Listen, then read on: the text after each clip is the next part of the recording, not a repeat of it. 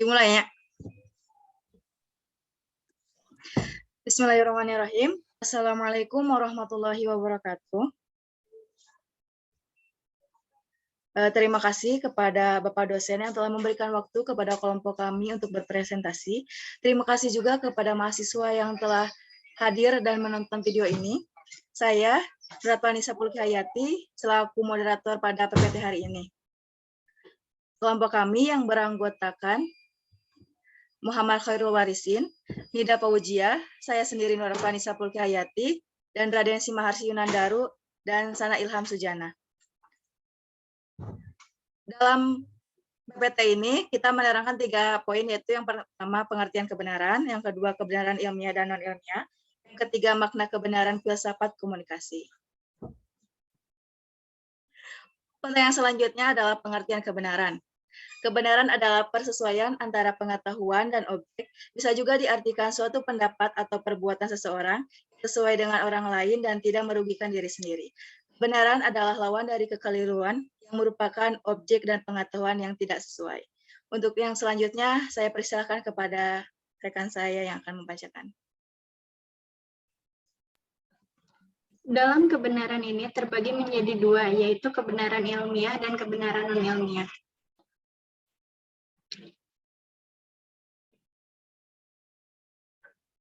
Next. Kebenaran ilmiah adalah kebenaran ilmiah adalah suatu pengetahuan yang sudah jelas dan pasti kebenarannya menurut norma-norma atau prinsip-prinsip keilmuan. Kebenaran ilmiah juga agak memiliki sifat yang objektif, karena di dalamnya mengandung beberapa pengetahuan menurut sudut pandang yang berbeda-beda tetapi tetap saling berkesesuaian.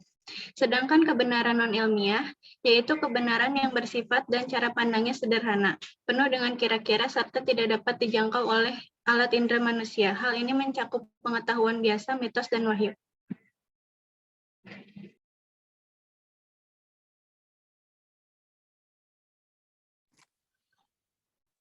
Macam dan sifat kebenaran ilmiah.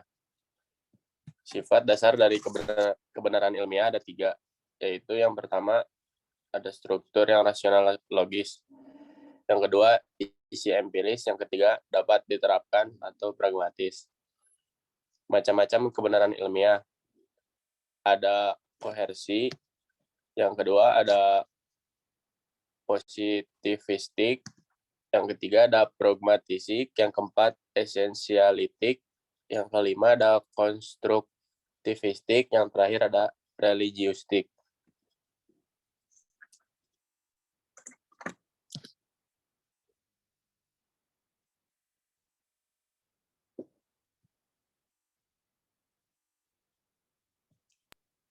Lanjut cara penemuan kebenaran. Penemuan kebenaran secara kebetulan adalah penemuan berlangsung tanpa disengaja.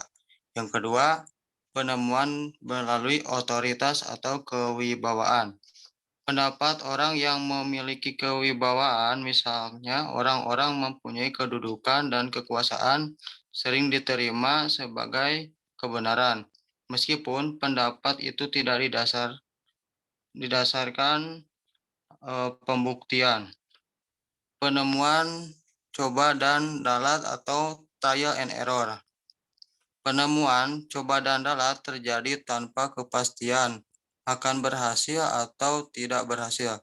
Kebenaran yang dicari itu memang ada aktivitas mencari kebenaran, tetapi aktivitas itu mengandung unsur spekulatif atau untung-untungan.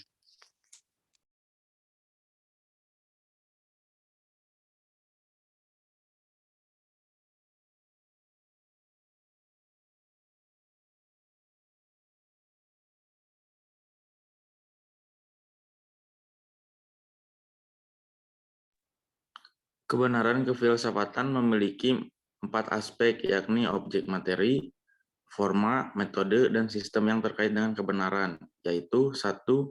Objek materi mempelajari segala sesuatu yang ada kebenaran bersifat universal, yang berarti tidak terkait dengan jenis-jenis objek tertentu. Yang kedua, objek forma. Kebenaran yang pengetahuan filsafat itu bersifat metafisika, meliputi ruang lingkup, mulai dari konkret, khusus, sampai kepada yang abstrak universal. Yang ketiga, metode terarah pada pencapaian pengetahuan esensial atas setiap hal dan pengetahuan esensial daripada segala sesuatu dan keterikatan yang utuh. Yang keempat, sistem kebenaran bersifat dialektis, senantiasa terarah kepada keterbukaan bagi masuknya ide-ide baru dan pengetahuan baru yang semakin memperjelas kebenaran.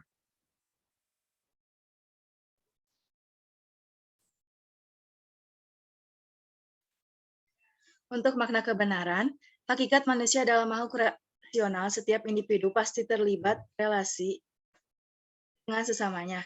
Interaksi itu sendiri membutuhkan simbol-simbol tertentu. Simbol itu biasanya disepakati bersama dalam skala kecil pun skala besar. Misalnya, bahasa, tulisan, dan simbol lainnya yang dipakai bersifat dinamis dan unik. Manusia harus lebih kritis, aktif, dan kreatif dalam menginvestasikan lingkungan. Simbol-simbol yang muncul dalam interaksi sosial menentukan arah perkembangan manusia dan lingkungan, menjadi petaka bagi hidup manusia dan lingkungannya. Pemakaian simbol yang baik dan benar sehingga tidak menimbulkan keracunan investasi dalam konteks interaksi sosial inilah terdapat sejumlah hal sehingga kebenaran dipandang sebagai sesuatu yang penting dalam sebuah peradaban. Pertama, ketiadaan interaksi dalam komunikasi antar manusia akan berbuntut pada pengusuran otonomi individu. Manusia sangat bergantung pada kebenaran dan akurasi dari informasi yang kita peroleh. Manusia menggunakan kebebasan dalam hal memilih. Alasan kedua, kebenaran menunjukkan rasa menghargai orang lain sebagai tujuan, bukan sebagai alat. Kebenaran sebagai bagian dari penghargaan terhadap orang lain pada gilirannya akan menumbuhkan kepercayaan antar individu. Terakhir, kebenaran merupakan unsur yang esensial bagi kelancaran proses demokrasi. Menurut Habermas, negara hukum modern berciri demokratis jika jadi komunikasi politis intens antar ruang publik dan sistem politik. Untuk kesimpulan, bahwa kebenaran itu sangat ditentukan oleh potensi subjek, kemudian pula tingkatan validitas.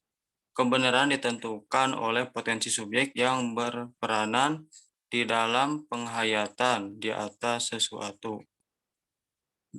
Atas sesuatu itu, bahwa kebenaran itu adalah perwujudan dari pemahaman comprehension subjek tentang sesuatu, terutama yang bersumber dari sesuatu yang dari luar subjek itu realita, peristiwa, nilai-nilai, norma, dan hukum yang bersifat umum. Bahwa kebenaran itu ada yang relatif terbatas, ada pula yang umum. Bahkan ada pula yang mutlak, abadi, dan universal. Wujud kebenaran itu ada yang berupa penghayatan lahiriah, jasmaniah, indera, ada yang berupa ide-ide yang merupakan pemahaman potensi subjek atau mental rasio intelektual. Bahwa substansi kebenaran adalah di dalam interaksi kepribadian manusia dengan alam semesta. Tingkat wujud kebenaran ditentukan oleh potensi subjek yang menjangkaunya. Semua teori kebenaran itu ada dan dipraktikkan manusia di dalam kehidupan nyata, yang mana masing-masing mempunyai nilai di dalam kehidupan manusia.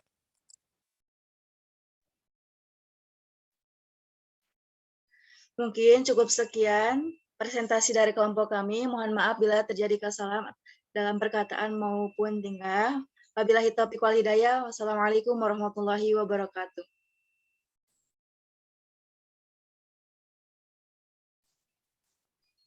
Waalaikumsalam.